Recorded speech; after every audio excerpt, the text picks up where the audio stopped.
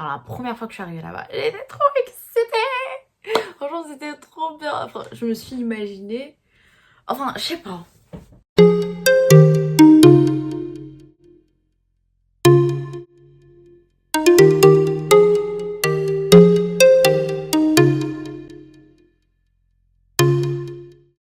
Hey, hey, hey. Je suis de retour en France. Je suis triste en vrai. Mais voilà, c'est la vie comme on peut dire. C'était pas éternel. Donc me voilà pour une nouvelle vidéo. Cette fois-ci en France, dans ma chambre. Je vous ai promis une vidéo Q&A, donc question and answer. Je réponds vraiment à toutes vos questions sur cette vidéo. Je ne sais pas combien de temps elle va prendre. Je sais pas, peut-être ça va durer 1 heure, peut-être ça va durer 30 minutes, je sais pas. En tout cas, vous m'avez posé énormément de questions et je vais répondre vraiment, je vais essayer de répondre à un maximum. Il y a des questions qui se répètent, donc je pense que je vais d'abord répondre à celles qui sont venues assez souvent. Donc commençons. Alors, donc il y a une question qui revenait assez souvent, c'est la question de est-ce que c'est difficile de trouver de la nourriture halal au restaurant ou dans les supermarchés? Alors il faut savoir, la Corée du Sud, c'est pas un pays musulman. Donc ça va être très rare de trouver de la nourriture halal. Et je dirais même que dans les supermarchés, vous n'allez pas du tout en trouver. En tout cas, dans les supermarchés type les grandes surfaces de Corée, en Corée, il n'y aura pas du tout de nourriture halal. En revanche, il y a des restaurants halal. Donc c'est vraiment de la viande qui a été importée. En général, c'est plus de l'agneau. Et vous allez trouver très rarement, je crois même que j'en ai quasiment pas vu, du bœuf halal. Le poulet, je crois qu'il y a 2 restaurants de poulet halal. Mais sinon, en général, c'est du lamb, donc de l'agneau. Il y a des restaurants halal et vous allez les trouver dans les restaurants, enfin dans les quartiers comme Itaewon, Hongdae. Il y en a même un, donc du coup, à Gangnam. Vraiment, la nourriture halal est très rare. Mais dans ces quartiers-là, comme c'est des quartiers où il y a beaucoup de touristes, enfin beaucoup de touristes, non, il y a beaucoup d'étrangers en fait, vous allez retrouver des supermarkets halal, des restaurants halal. Supermarket à Itaewon. Ils vendent du surgelé halal, donc de la viande halal. En gros, hein, par contre, vous verrez pas. Sinon, les boucheries, aller dans les grandes surfaces, vous n'allez pas du tout en trouver, hein, vraiment. Et si vous en trouvez une, dites-le moi, franchement, je suis grave intéressée. Deuxième question. Enfin, une question qui revenait très très très souvent, que ce soit dans mes commentaires de vidéos ou en message privé ou là pour le Q&A, c'est le budget. Alors, faut savoir que le budget, il dépend vraiment de chacun. Il dépend de vous, de comment vous vivez et pourquoi vous y allez. Si vous y allez en tant que touriste, comme c'était le cas pour moi, forcément, vous voulez faire beaucoup plus d'activités en peu de temps et ça va vous coûter beaucoup plus cher. Donc vraiment le budget, j'aime pas trop dire, mais parce que ça va vraiment dépendre de chacun. Pour ma part, donc je vais parler de moi et uniquement de moi. Pour les 2 mois, en sachant qu'il y avait la quarantaine et que là comme je tourne la vidéo au mois de mars, 1er avril, il n'y aura plus de quarantaine. Quarantaine, logement, nourriture, billets d'avion, activités et des extras quoi, j'en ai eu pour 4000 € seul. Oui, c'est cher, enfin c'est relatif, en fait c'est vraiment relatif à chacun, mais il faut savoir que la quarantaine était de 1300 €. Donc si je déduis les 1300 €, je suis à peu près à 3000 €. Le logement, j'en ai eu pour aller 1000 €, 500 € le billet d'avion, la nourriture, les activités. Et l'école, je l'ai payé 280 € à peu près. Donc, grosso modo, j'ai dépensé 1000 €, 1500 € toute seule pour les extras. Parce que je suis une touriste. voilà, pour le transport, pour la nourriture, pour les activités, pour... il faut savoir que je suis partie à Busan aussi, donc voilà, je suis pas restée à une seule place, j'ai vraiment j'ai bougé et je suis seule, donc j'ai payé le logement seule. Euh, voilà, si vous allez à 2, 3, 4, ou peu importe, ça va vous revenir moins cher parce que vous payez le logement, vous divisez, je sais pas. Alors vraiment, ça dépend vraiment de chacun. Moi, pour ma part, ça va coûter 4000 euros pour 2 mois. Si vous y allez une semaine tout seul, bah franchement 1500 euros, même pas 2000, moins de 2000 euros, 1500, ça va vraiment dépendre de chacun. Mais en tout cas, c'est largement suffisant parce que là-bas, c'est pas cher. Enfin déjà, le logement, je trouve que c'est vraiment pas cher comparé à Paris. Comment ça s'appelle, les vêtements, c'est pas cher. Si vous voulez acheter du make-up aussi, c'est pas cher. Et ah oui, une chose, ne remplissez pas votre valise, s'il vous plaît. Ne remplissez pas votre valise parce que vous allez acheter là-bas. Vraiment. Partez les mains vides. Partez avec une valise quasi vide. Vraiment parce que là-bas, les vêtements, c'est vraiment pas cher. La cosmétique, c'est pas cher. Les chaussures, c'est pas cher. Quasiment tout n'est pas cher. Donc profitez-en et ne faites pas d'excédent de bagages. Vraiment, parce que l'expérience est là. En fait, là-bas, ils vont vraiment privilégier l'extérieur. C'est-à-dire que les restaurants sont moins chers. Enfin, c'est moins cher de manger au restaurant que de faire ses courses et de manger à la maison. Enfin, pour ma part, c'est ce que j'ai remarqué. Autre chose, faites pas la même erreur que moi. N'allez pas faire vos courses au convenience store. Moi, c'est ce que je faisais. Dès que je voulais boire de l'eau, enfin acheter mes bouteilles d'eau, c'est trop cher en fait. Allez au supermarché directement, achetez à vous un pack si vous pouvez, ou acheter à l'unité, mais vraiment acheter au supermarché. Genre Lotte Mart, c'est trop bien. E-Mart aussi, je trouve que Lotte Mart c'est moins cher d'ailleurs. Et si vous voulez acheter des ramyons et tout ça, n'allez pas au convenience store, ça revient plus cher si vous vraiment achetez dans un supermarché. Et vraiment, le convenience store, c'est vraiment quand vous avez une petite faim ou quand vous êtes dehors, vous voulez acheter un truc à grignoter ou voilà quoi, il est tard, vous voulez manger un truc, vous allez au convenience store, mais faites pas vos courses au convenience store, s'il vous plaît, faites pas la même erreur que moi. Vous allez dépenser pour rien. Et pour les fruits et légumes, c'est cher dans les supermarchés. N'achetez pas vos fruits et légumes au supermarché, c'est comme en France. Vous allez au marché ou enfin c'est moins cher au marché qu'au supermarché. Donc vos fruits et légumes, allez dans des petites... c'est des petites boutiques qui font que ça en fait. Il y en a un peu partout dans les quartiers, surtout vers Hanamdong, il me semble, ou près de Seoul Station. Il y a des...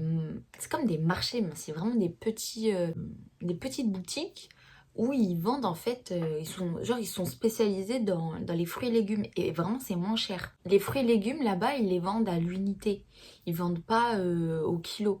Donc par exemple si vous voulez acheter des pommes, c'est 4 pommes pour blablabla. Voilà, donc c'est des petits tips que je me suis rendu compte assez tardivement et que je n'ai pas appliqué, mais c'est vraiment si vous voulez garder votre budget et économiser, c'est plutôt là-bas. Alors, les moyens de transport, si vous êtes parisien et vous allez en Corée du Sud, c'est simple. Genre, je comprends pas pourquoi la personne qui a fait les métros parisiens, elle s'est cassé la tête. Je ne comprends pas, c'est simple. En Corée, quand je suis allée en Corée, c'est super simple. Vraiment, en Corée, tu descends une fois, t'es au métro. T'as pas besoin de monter, de descendre, de partir à droite, à gauche, je sais pas quoi, trouver le métro qui est par là, la correspondance, mais en fait c'est là-haut. Il n'y a pas de ça là-bas. Là-bas c'est simple, tu veux le métro 4, c'est cette couleur, c'est cette ligne, tu suis, voilà. De ce côté-là, ça va dans cette direction-là, tu vas de ce côté-là, ça va dans cette direction-là. C'est tout, c'est super simple là-bas, en plus c'est bien desservi, c'est vraiment bien desservi. Tu peux aller à l'autre, tu peux sortir de Séoul en métro, c'est super bien desservi, vraiment, genre il n'y a pas de problème de transport là-bas, c'est super, que ce soit à Séoul ou à Busan. Même Busan, c'est très bien desservi. Ce sont je sais pas si on appelle ça des métropoles, mais c'est des grandes villes. Donc du coup, c'est très très très bien desservi et c'est vraiment facile. Ils sont tous là. Ah oui, pour les taxis, c'est trop bien, c'est pas cher les taxis. Donc voilà. Mais si vous voulez, vous avez un budget assez serré, privilégiez les métros, les bus aussi. Les bus aussi sont super bien propres, ils sont propres, bien desservis. Franchement c'est trop bien, les transports là-bas c'est vraiment trop bien. Je kiffais prendre le bus. D'ailleurs je préférais prendre le bus plutôt que le métro moi. Quoi d'autre? Ah ouais, le bus. Alors, quand vous allez acheter votre T-Money, donc vous pouvez recharger soit dans la station de métro, soit au convenience store. Voilà, vous avez le choix, vous pouvez recharger. On peut recharger uniquement en espèces. Quoi d'autre? Quand vous allez prendre le bus, il faut biper une première fois. Et quand vous sortez, il faut biper une deuxième fois. Parce que si vous ne bipez pas, en fait c'est vraiment pour calculer le trajet que quand tu es monté et quand tu descends, vraiment ils vont débiter ce trajet-là. Donc il faut vraiment faire attention sur ça parce que moi la première fois, j'avais pas trop compris, j'ai cru que c'était comme en France, il fallait biper une première fois, genre tu payes la somme. Mais en fait non, si tu fais un court trajet, il me semble qu'il n'y a même pas 0,4 centimes qui part. Donc ouais. Pour pas que ça facture beaucoup dans votre carte T-Money, vraiment quand vous rentrez dans le bus, bipez en rentrant et en sortant, surtout. Donc voilà pour les moyens de transport. Alors j'ai eu une question par rapport au meilleur quartier à Séoul pour un étudiant. Alors, si tu recherches un quartier calme, ça va pas forcément être dans un quartier où il y a des étudiants. Les étudiants, ils aiment bien s'amuser. Je te dirais par exemple Hongdae, c'est très dynamique et c'est un quartier d'étudiants. T'as quoi comme quartier? Songmyong, je sais plus c'est quoi le nom, je vous mettrai là quelque part. C'est un quartier aussi étudiant, mais c'est pas calme. En fait, c'est pas, ça va pas ensemble, c'est pas complémentaire. Si c'est un quartier d'étudiants, donc un quartier où les magasins et la nourriture, ils sont vraiment pas chers. Parce que il faut savoir qu'en Corée, je l'ai dit dans mes vidéos, quand c'est un quartier proche d'une université, donc un quartier étudiant, ils vont aider les étudiants en fait. Donc, il y aura tout à proximité. Et toutes les boutiques, restaurants, vraiment sont pas chers. Donc, si vous voulez faire du shopping, ce sera vraiment dans les quartiers où il y a des étudiants. Je sais pas trop. Ouais, je sais pas trop. Le meilleur quartier à Seoul pour un étudiant, je sais pas. Moi, en tout cas, il y a un quartier qui m'a vraiment plu. C'est un petit peu sorti de Séoul. C'est à Suwon. Suwon, ouais. Franchement, c'est un quartier, il est pas mal. Alors, par rapport à la langue, il faut savoir que je parle pas couramment le coréen. Je suis une faute débutante. Simplement, je sais lire et je connais quelques mots. Mais je ne connais pas le coréen. Je suis partie en Corée vraiment pour immerger la culture, la langue. Donc c'est pour ça aussi que j'ai pris des cours là-bas. Donc vous n'avez pas besoin, enfin vous n'avez vraiment pas besoin de connaître la langue pour y aller. Vous pouvez parler anglais et les Coréens, franchement, ils font tout pour essayer de vous aider et d'essayer de vous comprendre. Donc ils prennent leur téléphone, ils vont sur Google, enfin pas sur Google, sur Naver traduction là, et ils essaient d'échanger avec vous. Ils marquent sur leur traducteur et ils vous montrent ce qu'ils veulent dire. Donc ne vous en faites pas si vous ne parlez pas le coréen. Par contre, il faut absolument que vous parlez anglais parce que là-bas, enfin, ou dans n'importe quel pays, si vous voulez échanger avec des étrangers, ça sera avec l'anglais. Donc si vous ne parlez pas le coréen, il vous faut absolument l'anglais. Donc comme je vous ai dit, j'ai pris des cours de coréen là-bas. Donc je vais parler de mon académie, enfin l'académie où je suis allée. Donc c'est une question qui m'est venue par rapport donc du coup au prix, comment j'ai trouvé cette académie, qu'est-ce que ça m'a apporté, etc. Donc l'académie, elle se trouve à Gangnam Shinsa Station. Donc c'est Easy Korean Academy. C'est vraiment une académie trop bien. Franchement, je la recommande à 100%. Les profs, c'est des amours.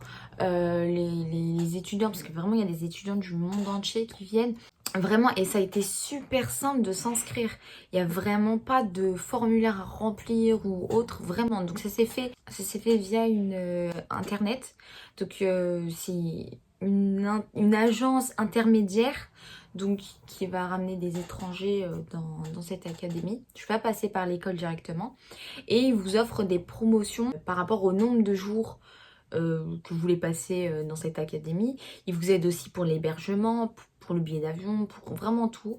Il me semble que j'ai mis le lien dans ma vidéo où je parle de l'académie.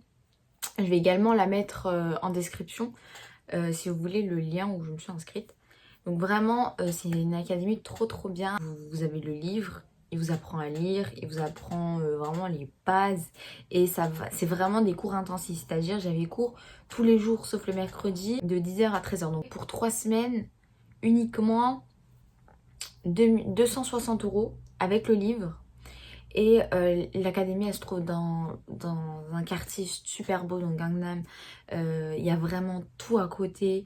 D'ailleurs, il y avait mon appartement juste à côté. Franchement, j'étais choquée parce que l'appartement, je l'ai pris avant l'académie. Je savais même pas si c'était dans le même quartier. Et j'étais à 5 minutes à pied. Alors, trop bien. On apprend d'une vitesse incroyable. Genre, en un mois, tu fais un niveau. Allez voir ma vidéo plutôt parce que vraiment, j'explique mieux sur cette vidéo. Donc je vais mettre ici. Donc allez voir cette vidéo, j'explique vraiment tout sur l'académie où j'ai appris le coréen. Et d'ailleurs je vous la recommande à 100%. Il n'y a pas besoin de visa. Si vous allez en tant que touriste, vous prenez la KETA, vous partez pour 3 mois, vous apprenez le coréen pour 3 mois. Si vous voulez, parce qu'ils vont pas vous délivrer un visa, c'est vraiment une académie, c'est pas une université. Donc là, on n'a pas de visa pour être étudiant, c'est une académie, comme je l'ai dit. Alors, j'avais une question par rapport au vaccin. Alors, quand je suis allée, je n'avais pas besoin de vaccin parce que je faisais la quarantaine. Ils ne me demandaient pas du tout est-ce que j'allais être vaccinée ou pas. Non, donc, de octobre à décembre, il n'y avait pas tout ça. Il fallait juste avoir un test PCR négatif et faire la quarantaine. Voilà. Maintenant, il me semble qu'à partir du mois d'avril, on peut aller en Corée sans quarantaine à condition que vous ayez fait la deuxième dose. Que vous ayez fait la deuxième dose et que vous ayez fait le booster moins de 180 jours. Un délire comme ça.